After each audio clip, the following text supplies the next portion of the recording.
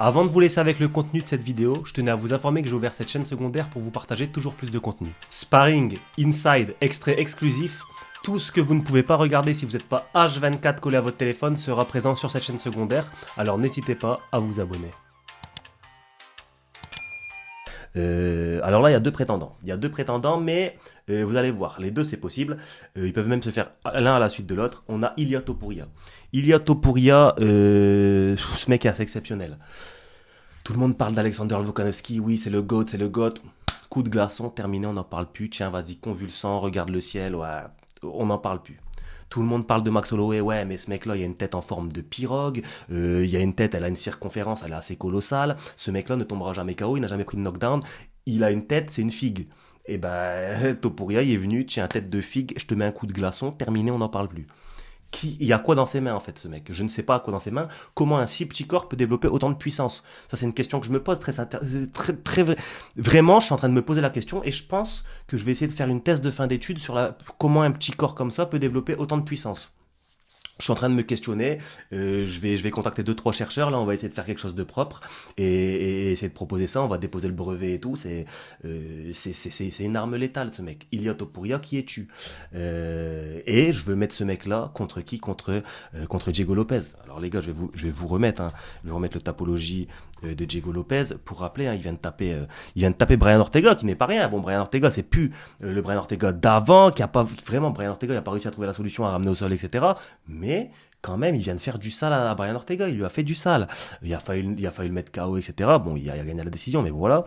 Dan Ige aussi, il a combattu contre Dan Ige. Dan Ige, bon, c'est Dan Ige qui était en short notice, mais on sait que les short notice, ça peut désavantager d'un côté comme de l'autre. Après Sodiq Youssouf, etc.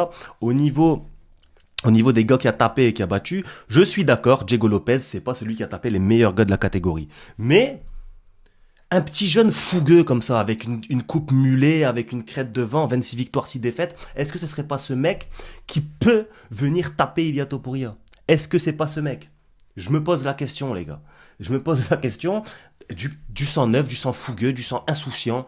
J'ai envie de voir ça. J'ai vraiment envie de voir ça. Dans les commentaires, dites-moi si ça vous ferait kiffer un combat Ilia Topuria contre Diego Lopez. Mais franchement, je pense que ça peut être bien. Je pense que ça peut être bien.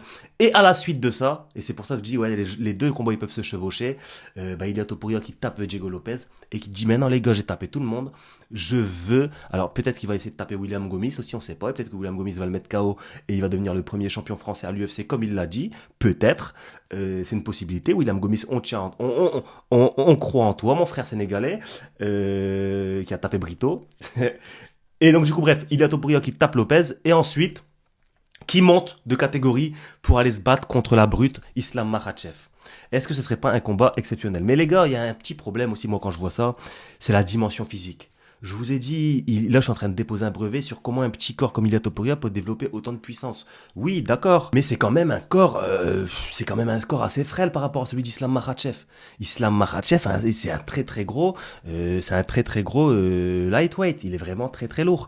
Et même dans la dimension physique, etc. Surtout, on le sait, le poids, il y a vraiment un impact colossal dans la lutte. En fait, dans la lutte, ton poids, il va vraiment servir à instaurer ta puissance. Et même avec des gars de son poids, Islam Makhachev est au-dessus, il a une force colossale. Quand c'est du striking, c'est un peu moins vrai, même si c'est vrai. Bon, quand t'as plus de poids, tu peux faire un peu plus mal, mais ça a un peu moins d'impact. Tandis que quand c'est de l'appréhension, le combat il va se tourner vers ce domaine du combat.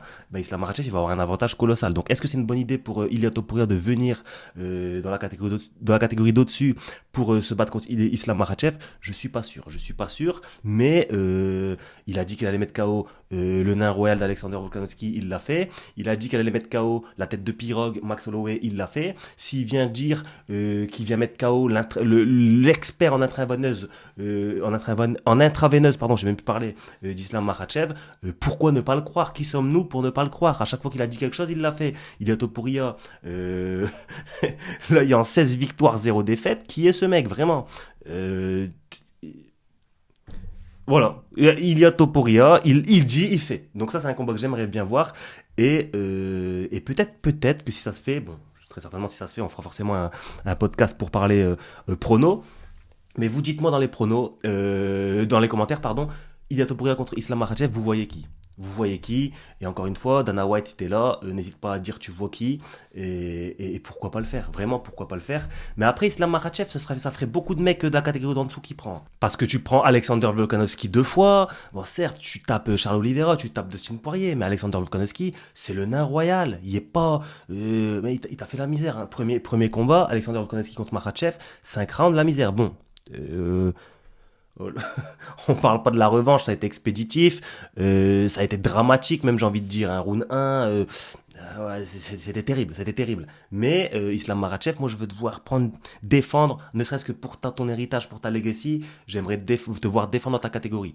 Donc, en premier abord, Topuria contre Diego Lopez, et pourquoi pas, si Topuria vraiment, il montre qu'il n'y a rien à faire dans cette catégorie, monter pour prendre Islam Makhachev. En tout cas, vous en commentaire, n'hésitez pas à me dire ce que vous en pensez.